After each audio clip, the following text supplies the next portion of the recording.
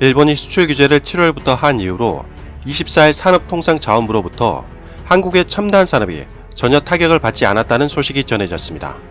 어떠한 소식인지 확인해 보도록 하겠습니다. 구독과 좋아요는 영상을 제작하는 데 큰 도움이 됩니다. 꼭 부탁드립니다. 일본은 7월 포토레지스트, 플로오린 폴리이미드, 불화수소 3가지 품목을 수출 규제했는데 한국이 일본에서 대부분 수입하는 제품이었습니다. 그렇기 때문에 당연히 일본 입장에서는 한국 기업이 상당한 타격을 받을 것이라 예측했습니다.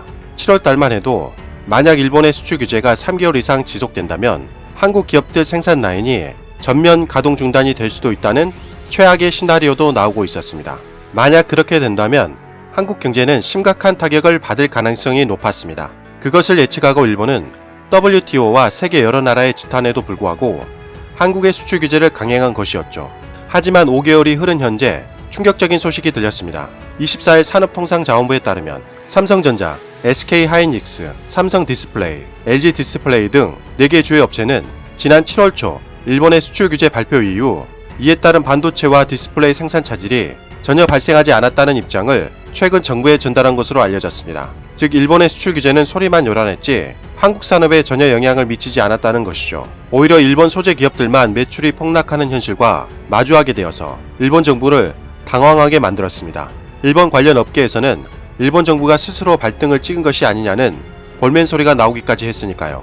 하나만 예를 들면 불화수소 세계 1위 업체는 일본 기업 스텔라 케미파인데 수출 규제가 시작된 7월부터 9월달까지 실적을 살펴보면 상황은 절망적인 수준입니다. 스텔라 케미파 매출은 전년 동기 대비 21% 감소한 74억 600만엔, 원화로 787억으로 떨어졌습니다. 영업이익은 무려 88% 감소한 1억 4,800만엔, 원화로 15억에 불과했습니다. 사실상 한국의 수출길이 막히자 영업이익을 거의 내지 못하는 수준까지 이른 것이죠. 하지만 한국은 이에 그치지 않았습니다. 한국에서 일본산 불매운동이 전국적으로 퍼져서 일본 기업 매출 폭락은 기본이고 일본 기업이 한국에서 퇴출되는 상황까지 발생했습니다. 한국 기업 역시 겨우 3개월 만에 삼성전자, SK하이닉스, 삼성디스플레이, LG디스플레이 등은 첨단 소재 국산화에 성공했습니다. 국회에서도 이에 호응해서 21일 일본산 첨단 소재를 뛰어넘기 위해서 소재 부품 장비 산업 경쟁력 강화를 위한 특별법이 국회를 통과했습니다. 한마디로 일본의 수출 규제를 계기로